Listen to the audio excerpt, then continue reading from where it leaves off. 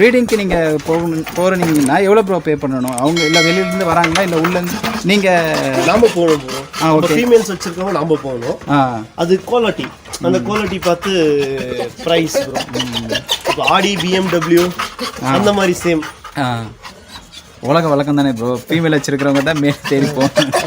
So இப்போ breed பண்ணணும்னா எவ்வளோ ப்ரோ பே பண்ணணும் இல்லைங்களா? ஆமாம் ப்ரோ.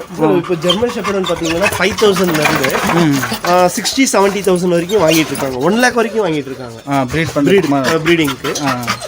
அந்த மாதிரி எல்லா வெரைட்டியும் அது சேம் தான் ப்ரோ. ப்ரோ இப்போ எனக்கு இன்னொரு டவுட்டு.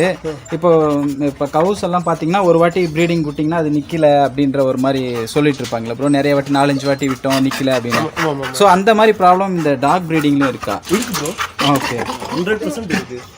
இன்னொன்று பார்த்தீங்கன்னா உங்களுக்கு வெயில் காலத்தில் பார்த்தீங்கன்னா ப்ரீடிங் வந்து ரொம்ப ரேர். வெயில் காலத்தில் யாருமே ப்ரீடிங் ப்ரிப்பேர் பண்ண மாட்டோம். பண்ணாலும் வந்து நம்மளுக்கு எப்படின்னா அன்மெச்சூர்ட் பப்பீஸ் அந்த மாதிரி வரும், கேரிங் ஆகாது, அவர்ஷன் ஆகும்.